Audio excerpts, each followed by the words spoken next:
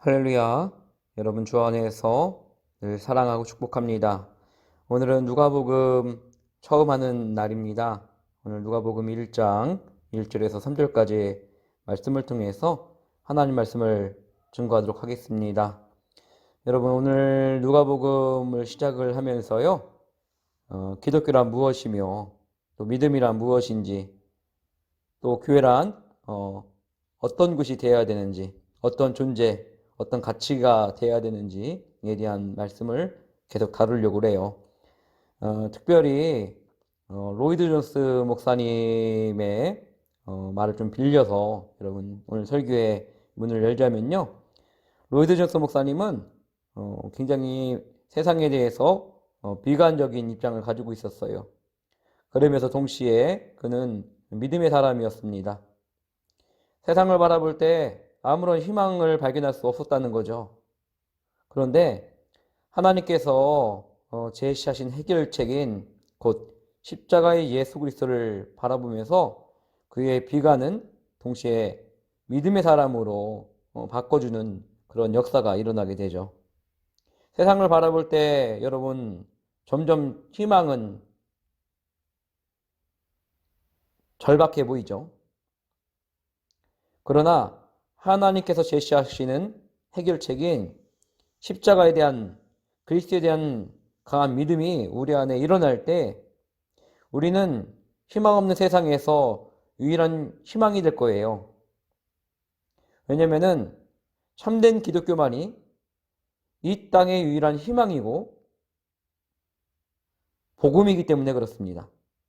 여러분 믿음 안에서 확신하십니까? 그래서 로이드 존스 목사님은요. 그의 설교를 보면 그리스도의 복음이 희망이라는 확신을 주고 있는 설교가 참으로 많아요. 그러면 기독교는 뭐예요?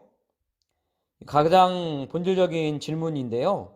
우리는 말씀을 통해서 늘 우리의 심령에 질문을 던져야 돼요. 기독교에 대한 그 사람의 생각을 살펴볼 수 있는 질문인데요.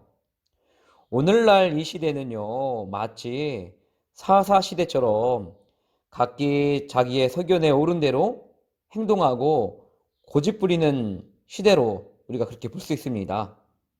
어떤 사람은 기독교를 정치적으로 이해하고요. 또 어떤 사람은 도덕적으로 이해하고 또 어떤 사람은 자선단체나 사회단체처럼 그렇게 이해를 해요. 그래서 자기가 자기 소견에 오른 대로 그 잣대를 가지고 교회는 이래야 된다 저래야 된다 막 떠들어요. 그런데 누가 그들에게 자기 마음대로 기독교에 대해서 또 교회에 대해서 정의하라고 한 적이 없어요. 여러분, 교회는 누가 세우신 거예요? 하나님이 세우신 겁니다. 하나님은 결코 사람들 마음대로 교회를 규정하고 기독교를 정의하라고 하신 적이 없어요. 허락해 주신 적이 없어요. 그런데 이렇게 세상 사람들은 떠들죠? 그렇죠? 그리고 교회 안에서도 교회가 뭔지, 복음이 뭔지도 잘 알지도 못하는 사람들이 교회가 이래야 된다, 저래야 된다, 떠든단 말이에요. 그런 모든 소란들은요, 하나님이 여러분 판단하실 거예요. 우리에게는요, 그 누구도 이러한 권한이 없습니다. 이것을 십자가에 온전히 못 받고 시작되었으면 좋겠어요. 여러분 믿음 생활하면서요, 우리는요, 선악을 구별하는 사람이 아니에요. 우리는 말씀을 따라가는 사람이죠. 여러분 아멘이시죠? 따라서 우리는요, 하나님이 뭐라고 말씀하시는지 성경을 통해서 기독교의 본질이 무엇이며, 교회가 무엇이며, 또 교회를 구성하고 있는 나는 어떻게 이 땅에서 살아가야 하는가, 이것을 여러분 우리가 살펴봐야 돼요. 여러분 무엇을 살펴봐야 된다고요? 하나님이 뭐라고 말씀하시는지 성경을 통해서 우리가 하나님의 말씀을 살펴봐야 된다는 거죠. 그래서 여러분 누가는요, 누가복음에 이어서 사도행전을 기록하면서 그의 독자인 디오빌로에게 기독교에 대한 궁금증을 전하는 거예요. 예, 누가는 이 사람에게 기독교를 설명하기 위해서 누가복음과 사도행전을 기록했어요. 여러분, 누가복음과 사도행전 두 권의 책이 결코 짧은 내용의 책이 아니에요. 그만큼 여러분, 누가는요, 교회에 대해서, 기독교에 대해서 참으로 할 말이 많은 그런 인물입니다. 예, 한두 가지 말로 교회를 규정할 수 없어요. 기독교가 어떤 존재인지 쉽게 그렇게 단순하게 말을 할 수 없다라는 거예요. 그래서 이 기록은 누가 개인의 사상을 뛰어넘어서 하나님께서 누가에게 영감을 허락해 주셨고, 거기 하나님의 계시의 말씀을 기록한 것이 누가복음이고 사도행전이에요. 하나님이 규정하신 기독교의 본질이 무엇인지 알 수 있는 너무나 좋은 책입니다. 그래서 누가복음을 여러분과 함께 나누고 싶어요. 우리가 이제 요한계시록을 마쳤잖아요. 요한계시록을 마쳤는데, 여러분, 그러면 예수님께서 이 땅에 오셔서 하신 일이 뭐예요? 바로 하나님의 나라를 선포하신 거예요. 하나님의 나라가 선포되어지기 위해서 그 하나님의 나라의 모형인 교회를 세우신 거예요. 그래서 여러분, 교회의 모형은 무엇을 보여주는 거예요? 바로 하나님의 나라를 보여주는 거예요. 기독교는 여러분, 이 땅에 태어나셔서 이 땅을 사셨던 실제적인 역사적인 인물이신 예수님을 통해서 시작이 되었죠. 누가는 이것을요, 누가복음뿐만이 아니라 사도행전 서두에도요, 아주 짧게 이야기를 하고 있어요. 하지만 그 핵심은요, 예수 그리스도 그분이세요. 예수님은 이 땅에 오셨고 가르치셨고 또 이적을 행하셨습니다. 그리고 마침내 자신을 십자가에 내어주셨어요. 죽으셨으며 또한 다시 살아나셨고요. 또 하나님의 나라로 승천하셨어요. 아마도 교회를 조금이라도 다니신 사람들은요, 누구나 다 알고 있는 사실이에요. 그런데 과연 내가 믿고 있는 예수님은 진짜 예수님인가? 내가 진짜로 예수님을 잘 알고 있는가? 여러분, 인터넷을 뒤져보면 예수님에 대한 지식과 정보는 무한해요. 그러나 지식과 정보를 안다고 해서 예수님을 안다라고 말을 할 수가 없어요. 여러분, 중요한 건 뭐냐면요, 예수님을 안다라고 말할 때 이 꼴 예수님과 나는 얼마나 친밀한 관계에 있는가, 여러분, 이렇게 우리가 봐야 되는 거예요. 아무리 지식적으로 예수님에 대해서 알아도 예수님과의 친밀함, 이 영적인 교제가 없으면 예수님을 모르는 거예요. 그래서 우리는요, 예수님과 마음이 통하는 사이인지 아닌지, 여러분, 어제는 얼마나 예수님과 통하는 하루를 보내셨어요. 또 오늘 이 아침부터 이 말씀을 듣기 이전까지의 오늘 일과 동안에 예수님과 얼마나 마음이 통하는 시간들을 보내셨습니까? 이거 우리가 진지하게 이 질문을 여러분 정면 충돌해야 돼요. 이거 비껴가야 되는 질문이 아니에요. 그래서 오늘 누가복음을 선택을 한 거예요. 그래서 여러분, 예수님은 여러분들을 알고 계세요. 네, 예수님이 여러분들을 알고 있는 것만큼 여러분 역시도 예수님을 잘 알기를 원하신다는 거예요. 예수님의 처음 제자들은 아주 평범한 사람들이었죠. 이들은 내세울 만한 것도 전혀 없었고요. 유명하지도 않았어요. 지위도 없었고 돈도 명예도 또한 효과적인 선전 수단도 없었어요. 오히려 그들은 큰 핍박을 받은 사람들이었고요. 가족과 친척들에게 외면당했고 동족들에게 핍박을 받았으며 어디를 가도 환영받지 못하는, 별로 환영받은 적이 없는 그런 사람들이란 말이에요. 그런 그들이 불과 300년 사이에 로마에서 가장 큰 영향력을 끼쳤고 로마의 황제마저 인정하지 않을 수 없게 된 그런 존재가 되어진 거잖아요. 그러면 도대체 어떻게 이러한 일이 가능할 수 있었을까요? 답은 오직 한 가지. 그들은 주 예수 그리스도를 알았고요. 그저 지식적으로 안 것이 아니라 그들은 예수님을 인격적으로 만났고 인격적으로 교제했고 인격적으로 예수님을 신뢰했어요. 그들은 자신들이 믿고 있는 예수님 때문에 인생이 바뀌었어요. 자신만 바뀐 것이 아니라 세상을 바꿔놓았어요. 주변 사람들이 바뀌었어요. 그들은 강력한 영적 영향력을 행사하는 그런 존재가 되었다는 거예요. 그래서 사도행전 17장의 표현을 빌리면요, 초대교회 교인들은 세상을 뒤집어 놓았다 라고 증언하고 있어요. 오늘날 기독교는 여러분 영향력은커녕 불신자들에게 온갖 오명을 뒤집어 쓰는 보잘것없는 조직이 되어가고 있어요.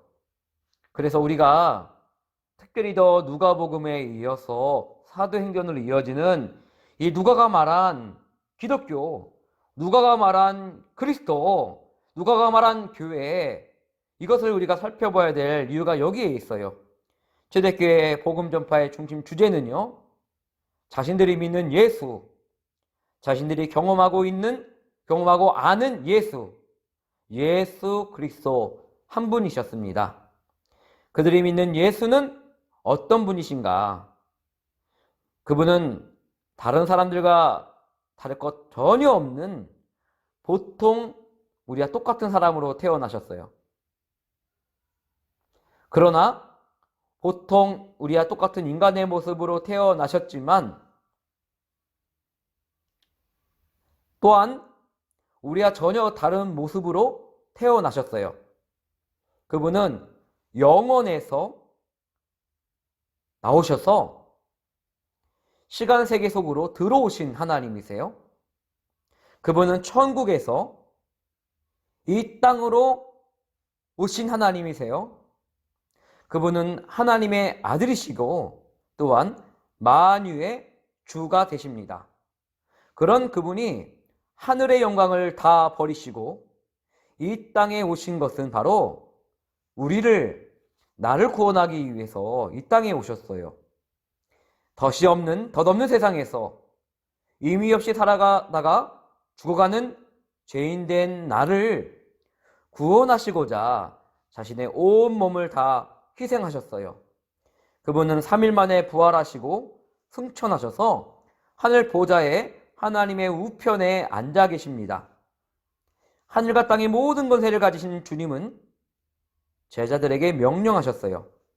뭐라고 명령하셨냐면요, 땅 끝까지 이르러 나의 증인이 되리라. 내 증인이 되라고 말씀하신 거예요. 초대교회 성도들은 주님의 권위를 100% 인정하고요, 그 명령에 절대적으로 순종했어요. 근데 여러분, 오늘 이 말씀을 듣고 있는 여러분들의 일상에서 주님의 권위를 몇 %나 인정하고 계세요? 여러분, 순종하지 못하는 이유가 여기에 있어요. 주님의 권위를 100% 인정하는 사람만이 하나님의 명령에 절대적으로 순종할 수 있다는 거예요. 그들은 주님이 가르쳐 주시고 지키라고 본부한 말씀대로 살기로 다짐하며 그대로 살았다는 거죠. 초대교회의 제자들은요, 자신들이 믿고 있는 주님에 대한 전적인 신뢰가 있었어요. 여러분들에게 이러한 전적인 신뢰가 있습니까?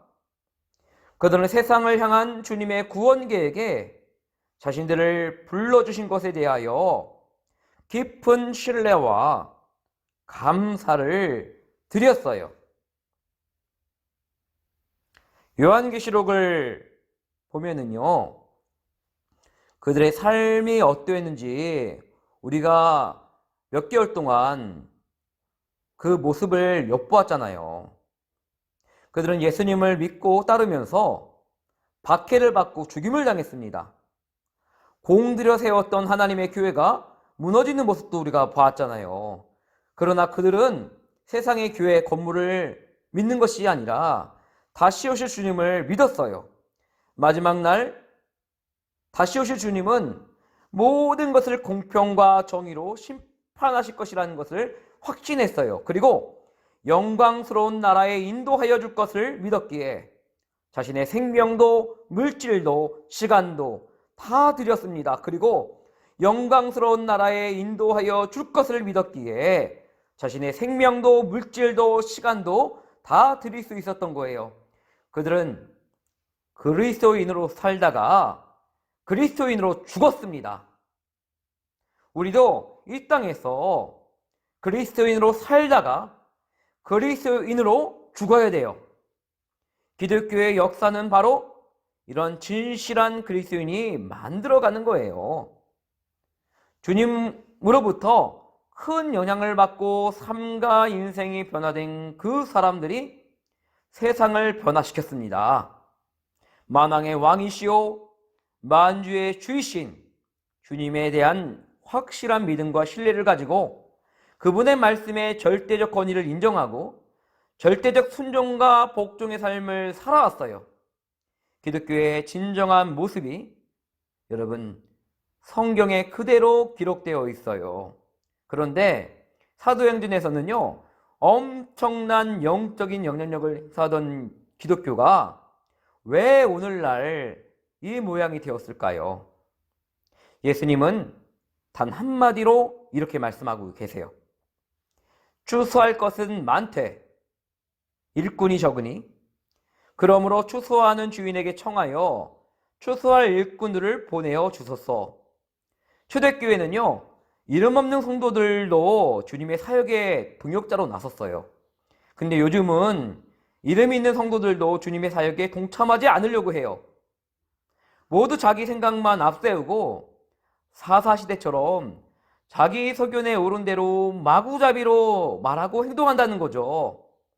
하나님의 뜻이 무엇인지, 하나님의 비전이 무엇인지 성경을 열어 살펴보려 하지 않고요, 자기 말만 앞세워요. 기독교는 이래야 된다, 교회는 이래야 된다, 기독교는 이럴 것이다. 누가 기독교에 대해서, 교회에 대해서 함부로 그렇게 정의하라는 권한을 줬냐고요.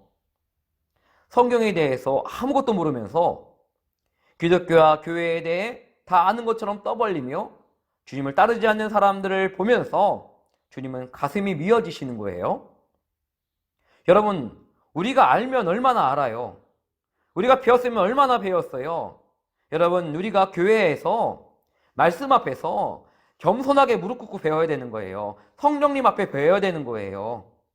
여러분, 아멘이세요? 이것이 아멘이 안 되면은요, 순종은 여러분 불가해요. 말씀 따라 살아간다는 거, 하나님 말씀의 뜻대로 살아간다는 거 다 거짓말이에요.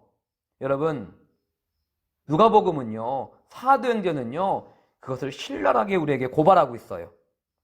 그래서 기독교가 진정한 기독교의 정신을 되찾으려면은요, 여러분, 과거에 유대인들이 옷을 찢고 수문학광장에서 회개했던 것처럼요, 다시 그들이 외쳤던 게 뭐예요? 말씀으로 돌아가자는 거였잖아요. 여러분, 우리가 다시 성경으로 돌아가야 된다는 거예요. 내 생각, 내 입장, 내 감정, 이것이 아니라 성경, 복음, 여러분, 이것으로 다시 우리가 여러분 복귀해야 돼요. 복귀해야 돼요. 여러분, 아멘이세요? 그리고 말씀의 권위 앞에 절대적으로 우리는 여러분 순종해야 합니다. 주님의 권위 앞에 생명을 내놓아야 해요. 인간의 말은 이젠 더 듣고 싶어 하지 않아야 돼요.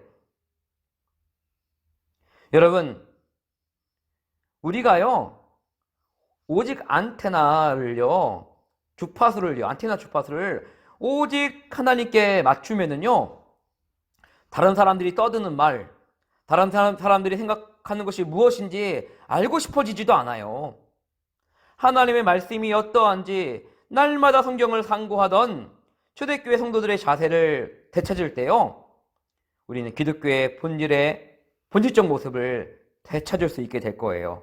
우리 파라가이 한인 감리교회가요, 여러분들이 소속되어 있는 이 교회가, 여러분, 교회가 바로 여러분이잖아요. 여러분, 저는 여러분들이 하나님의 말씀의 권위 앞에 절대적으로 복종되어졌으면 좋겠어요. 그리고 여러분, 인간의 말에 더 이상 귀를 기울이지 마세요. 그리고 다른 사람들의 생각이 어떠한지 어쩌한지 이것도 관심을 두지 마세요. 오직 여러분의 주파수가, 영적 주파수가 여러분 하나님께, 성경에, 포커스에 맞춰지기를 주님의 이름으로 축복합니다. 예수님은 하나님의 나라를 이루는 일을 함께 동역할 자들을 오늘도 찾고 계세요. 말만 앞서는 자가 아닌 생명을 내걸고 함께 걸어갈 동역자를 찾고 계십니다. 희망 없는 이 세상에 유일한 희망이 있다면 주님을 마음에 모시고 참되게 살아가는 진실한 그리스도만이 유일한 희망이라는 거예요. 여러분, 그런 진실한 그리스도인이 없는 교회는요, 여러분 이 땅에서 없어져야 돼요. 오늘 누가복음 말씀을 짧게 나누려고 하는데요. 오늘은 어떻게 보면 누가복음 첫째 날에 오리엔테이션 같은 그런 시간이에요. 사람들은요, 복음을 들은 지 얼마 안 된 사람들이었어요. 우리식으로 표현하자면 새신자, 초신자들이었거든요. 그리고 여러분 누가복음에는요, 특별히 이 등장하는 인물들이 많이 나오는 것이 특징이에요. 근데 어떤 사람들이 많이 나오냐? 가난한 사람들이 많이 나와요. 사회적으로, 인종적으로요, 아웃사이더들이 참으로 많이 등장하거든요. 그게 바로 누가복음의 특징이에요. 부도덕하고 낙인 찍힌 사람들 있죠. 삭개오라던가 죄인들, 또 반역자들의 가족들, 이방인들, 세리들, 또 사람들에게 무시당했던 여자들, 이런 사람들이 주로 누가복음에 등장을 해요. 그러면 누가복음의 특징이 뭐냐? 이 누가복음의 대상은요, 헬라인들이었어요. 이방인들이었어요. 왜 그러냐면요, 잃어버린 자를 구원하려 하셨기 때문에 그래요. 구원의 은혜를 강조하고 있어요. 그래서 상세한 사건들을 우리가 이제 찾아 나갈 건데요. 소외된 사람들, 이 소외된 사람들을 통해서 은혜가 설명되어져요. 그래서 여러분, 이 누가복음은요, 어린이들에 대해서 관심이 많고요. 또 가난한 사람들에 대해서 관심이 많고요. 또 세리와 죄인에 대해서 관심이 많고요. 여인, 그래서 여러분 사마리아인에 대한 관심도 많아요. 이방인에 대한 관심도 많고요. 누가복음의 내용을 보면은 하나님의 나라에 이런 자들의 것이다. 누구의 것이에요? 어린아이들의 것이라고 말씀하고 있어요. 또 해당장 야이로의 딸, 어린 이 딸이 경험한 예수님에 대해서 기록하고 있고요. 천국에서 가장 큰 자가 예수님 누구라고 말씀하고 계세요? 누가복음 9장에는요. 어린아이에 대한 비유를 말씀하시면서 천국에서 가장 큰 자가 바로 어린아이다. 이렇게 말씀하고 있어요. 또 가난한 자에 대해서 뭐라고 말씀하고 계시냐면요. 누가복음 6장에 보면은 가난한 자들을 축복하고 계세요. 또 거지 나사로와 어리석은 부자에 대해서 비유하고 계시고요. 또 세리와 죄인들을 버림받은 존재로 함께 언급을 하고 계시면서 예수님이 이들에게 특별히 관심이 있다는 것을 말씀을 하고 계셔요. 또 엘리야와 사렙다 과부에 대한 이야기, 또 나인성 과부에 대한 말씀, 또 마리아와 마르다에 대한 이런 말씀들을 이 누가복음에서 참으로 많이 다루어지고 있어요. 또 선한 사마리아인에 대한 비유, 또 이방인에 대한 말씀들, 이런 것들이 계속 기록이 되어 있다는 거죠. 그래서 여러분 누가복음은요, 여러분 은혜에 대한 초점을 맞추고 있다라는 거예요. 그래서 여러분 첫 번째 목격자인 세례 요한을 통해서 요한의 증언을 가지고 이야기하고 있어요. 보라, 세상 죄를 지고 가는 하나님의 어린 양이로다. 이게 바로 여러분 세례 요한이 전한 예수님에 대한 첫 번째 선언이거든요. 그는요, 예수님의 첫 번째 목격자로서 광야로 나갔어요. 그는 예수님을 전하는 소리로서 그 소리가 되기 위해서 광야로 나갔다는 거예요. 여러분, 근데 너무나 재밌지 않아요? 광야는 사람이 없는 곳이에요. 그런 광야에서 세례 요한의 말씀을 듣기 위해, 여러분 너무나 놀랍죠? 사람들이 모여들기 시작을 해요. 그러면서 기득권을 가진 유대인들은요, 세례 요한을 두려워하기 시작을 해요. 참으로 의아하죠? 그는 돈도 없었고요. 멋진 건물도, 권력도, 권세도 아무것도 없었는데, 그런데 왜 헤롯 왕을 비롯한 모든 기득권 유대인들이요, 세례 요한을 두려워했을까요? 그리고 그의 목소리에 귀를 기울이기 시작을 해요. 그는 근데 여러분, 뱃속에서부터 예수님을 느꼈던 그런 존재잖아요? 우리에게 이런 영적인 감각이 있었으면 좋겠어요. 말씀의 일꾼이에요. 여러분, 말씀의 일꾼, 이 복음의 첫 번째 목격자인 세례 요한을, 복음을 전했던 이 요한을요, 세상 사람들이 두려워했어요. 여러분, 말씀을 전하는 자, 선교사, 목사만 말씀을 전하는 자가 돼야 하겠습니까? 모든 말씀을 전하는 자들은요, 세상이 두려워하는 사람들이에요. 마치 세례 요한처럼요. 그래서 여러분, 세상은요, 교회는요, 과거나 지금이나 늘 세상과 충돌했어요. 여러분, 기독교가 이렇게 저렇게 비판을 당하는 건요, 도덕성적인 것들, 여러 가지 이유들이 있겠지만, 중요한 거는요, 교회는 늘 세상과 충돌했다는 거예요. 그리고 하나님께서요, 말씀을 전하는 자들에게 의탁하셨어요. 무엇을 의탁했냐면요, 말씀을 의탁하셨어요. 말씀을 전하라고 말씀을 우리에게 주셨다는 거예요. 그래서 우리는요, 말씀을 전해야 돼요. 여러분, 알았다면 전해야 돼요. 그럼 나는 말씀을 모르니까 안 전해도 되는 거 아닙니까? 모르면 배워야 되는 거예요. 배우지 않고 훈련받지 않고 전달할 수 없습니다. 여러분, 말씀을 알았다면 전하십시오. 그리고 말씀을 모르면 배우십시오. 말씀을 배우는데 즐거워하고 훈련받는 일에 최선을 다한다면 분명 여러분들의 일상 속에서, 삶을 통해서 복음은 흘러가게 되어 있어요. 여러분, 하나님 우리 교회에게요, 사랑의 의탁물을 맡겨주셨어요. 우리 파라가이 한인감리교회는요, 하나님이 맡기신 유일한 의탁물인 복음 전파를 해야 되는 거예요. 선교의 핵심이 복음 전파잖아요. 복음 전하는 거잖아요. 복음을 전하기 싫고 예수님의 사랑을 드러내는 봉사하기를 싫어한다면 그런 사람은 마음을 점검해야 해요. 나의 구원을 점검해야 돼요. 여러분, 점검한다는 게 나쁜 거예요? 부끄러운 거예요? 아니에요. 그렇지 않아요.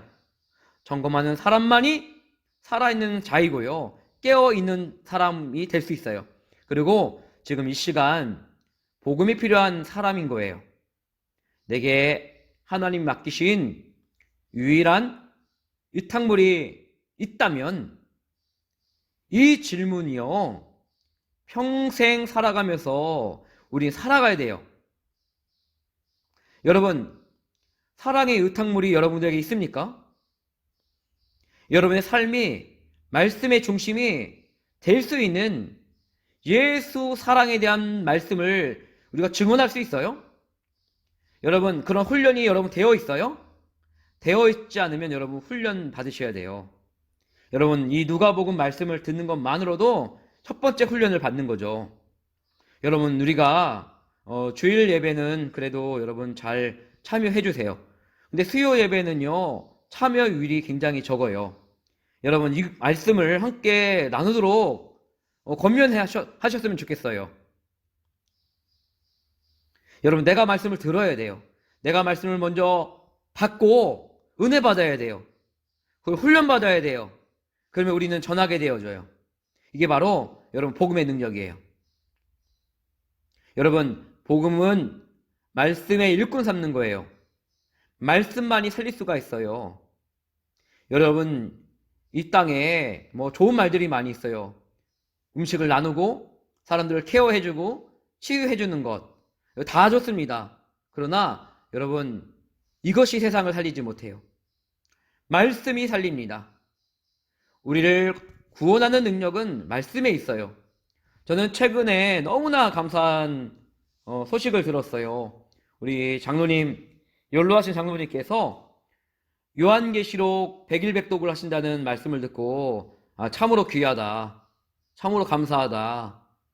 장로님께서 이제 하나님의 나라에 언제 가실지 우리는 모르잖아요. 뭐 순서가 있는 건 아니니까. 하지만 믿음으로 준비하시는구나. 우리 장로님의 이러한 믿음의 결단과 수고가 다음 우리 교회 바톤을 받아야 될 사람들에게 너무나 귀한 이게 복음의 능력이 되겠구나라는 그런 마음이 제 마음 가운데 감동이 되면서요. 얼마나 감사한지 몰라요. 여러분, 교회 학교를 살리는 것도 복음의 능력이고요. 여러분, 가정을 살리는 것도 복음의 능력이고요.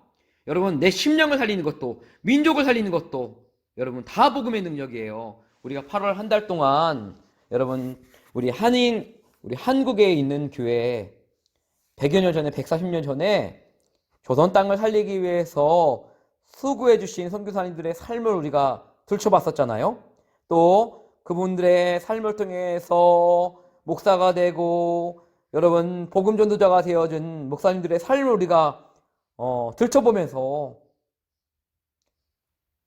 목숨을 걸고 죽으면 죽으리라는 그런 믿음을 가지고 교회를 지켜왔던 목사님들의 삶을 우리가 바라봤잖아요. 근데 그분들의 공통점이 바로 뭐예요? 여러분, 말씀 안에서 역사하시는 예수 그리스도를 전인격적으로 만났다는 거죠. 그리고 그분의 하시는 말씀을 전적으로 복종하고 따르게 됐다는 거죠. 여러분, 우리 파라가이 한인감리교회가 또 이 말씀을 듣는 모든 믿음의 형제자매들이요, 이렇게 우리가 말씀을 사모하는 사람들이 되었으면 좋겠어요. 여러분, 가장 큰 문제가 뭐예요? 말씀을 사모하는 마음이 점점 약해진다는 거예요. 여러분, 비대면 예배를 우리가 꽤 오랜 시간 동안 드리고 있어요. 여러분, 사람이 인격적으로 만나고 얼굴을 볼 때 우리가 믿음에 더 활력이 생기는 건 맞아요. 하지만 그럴 수 없을 때에 우리가 더욱더 믿음의 주파수를요, 말씀에 맞춰야 돼요. 우리 교회가 복음의 능력을 사모하는 사람들이 모인 믿음의 공동체가 되기를 원합니다. 여러분, 아멘이세요? 복음의 능력이고 뭐고 난 다 필요가 없습니다. 난 돈만 있으면 됩니다 하시는 분들은요, 정말 미안하지만 여러분, 교회의 구성원으로서 여러분 이 교회를 이루지 못해요.